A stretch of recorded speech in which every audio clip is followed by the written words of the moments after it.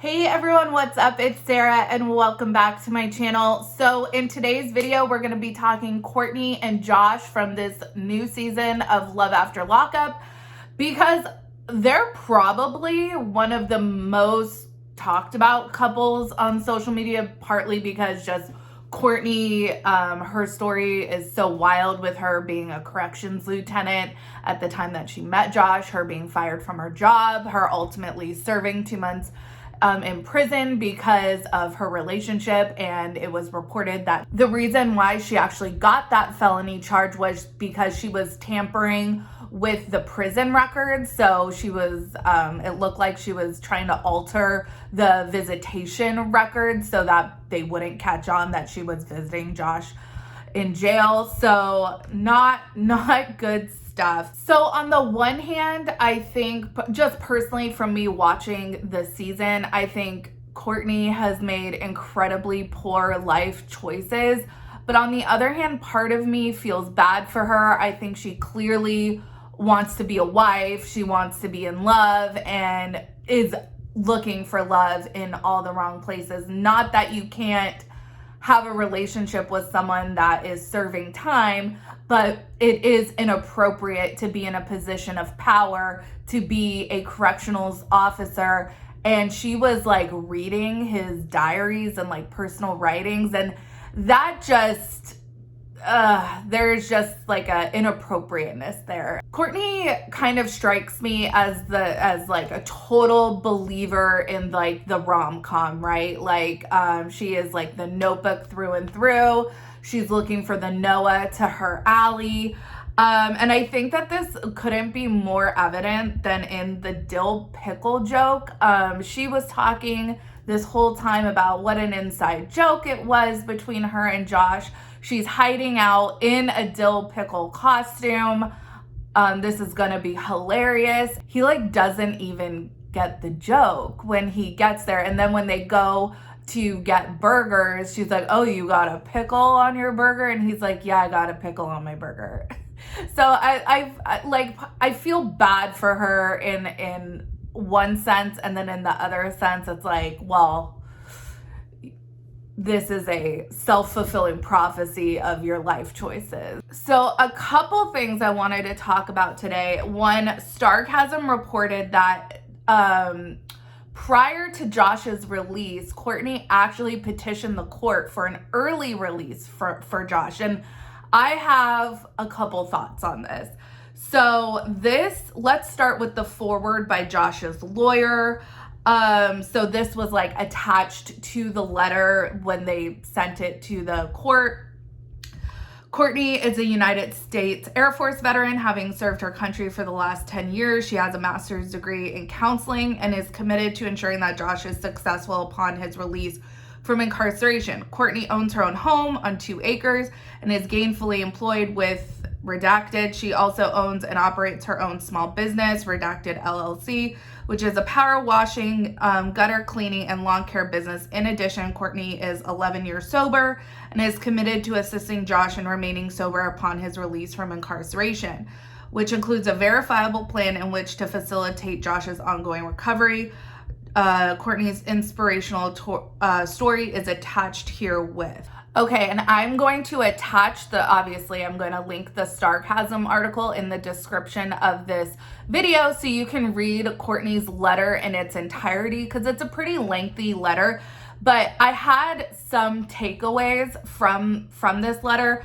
The biggest thing to point out, it's not mentioned in the motion that anything about Courtney working as a corrections lieutenant or about her being sentenced to 2 months in prison.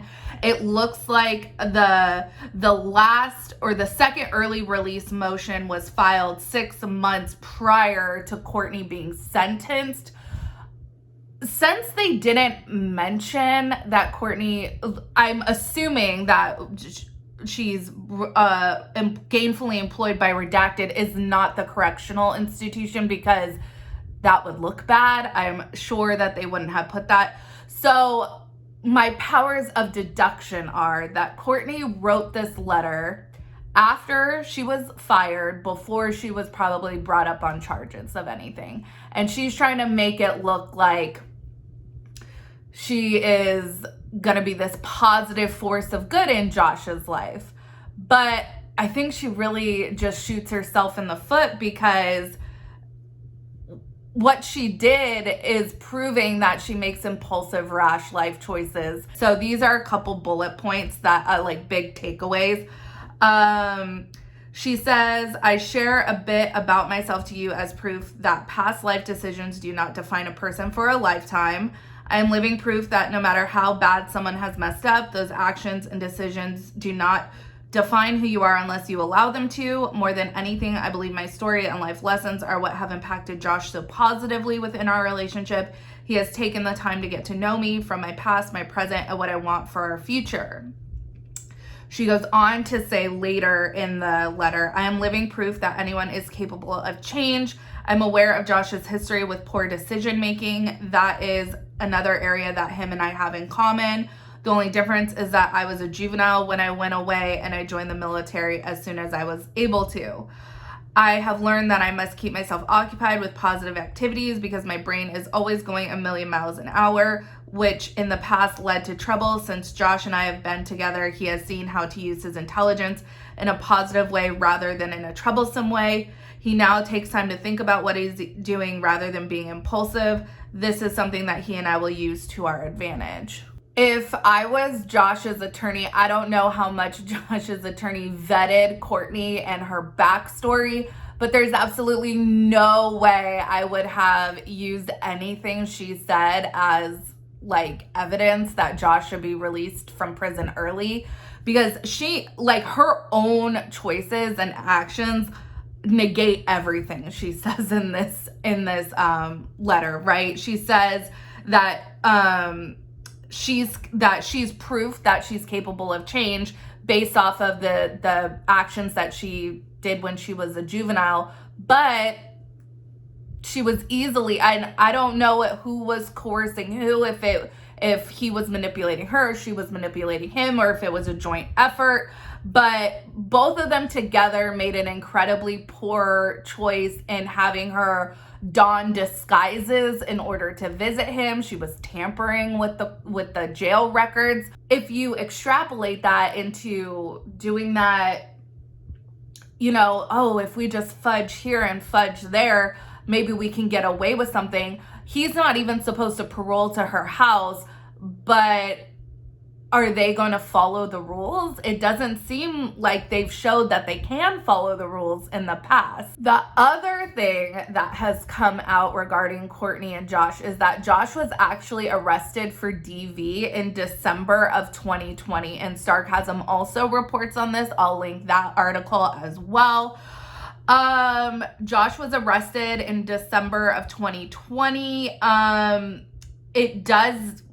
While it doesn't explicitly state Courtney, it is pretty indicative that she was involved, because there is a no contact order preventing Josh from having any contact with Courtney. So this was, almost 7 months ago at this point.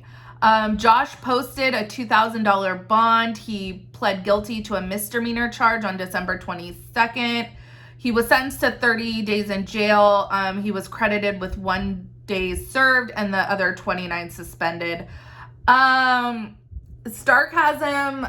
really, I echo the same sentiments that they say in their article. They couldn't find any evidence that this had any impact on his parole, which is really shocking. He was released in April of 2020, and he was issued 3 years of parole. So how could this not have been a violation of parole? It is interesting, and I mentioned in a couple videos ago, I forget which video, that I just find it really horrific that DV in a lot of instances is only considered a misdemeanor. Like I said in the beginning of this video, on the one hand, part of me really feels for Courtney, because I think she makes a lot of emotional life choices, and they're kind of separate from like logical life choices. She appears to be an incredibly impulsive person that can easily rationalize doing things that are outside of the law and she can make it seem like it's not so bad.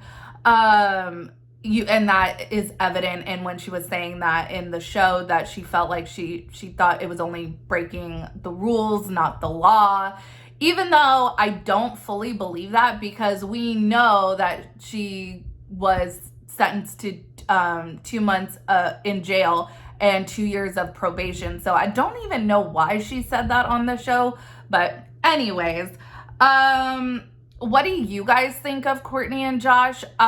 It's just, the whole pickle thing was really sad to me. It also kind of seemed like she fell asleep, or that she, I don't know, wasn't paying attention, because I don't think that that is how the surprise was supposed to go, with him like walking up while she's face down in the ground. But that is what happened. I think she has, I guess, a really good friend for facilitating going to pick him up and bring him to her, since she's not allowed on prison grounds. It will be, and we, you know, on the one hand, I want to say that people wouldn't break parole on camera, right? But we saw Maurice do it. So I'm not holding out any hope that they won't break parole and actually live together.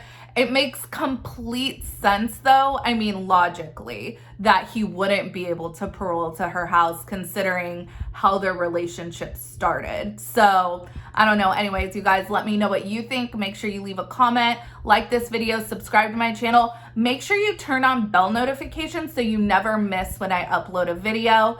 Follow me on Instagram and Twitter at Reality Squad, and you guys have yourself a wonderful, wonderful day. All right, take care, you guys. I'll catch you in the next video. Much love.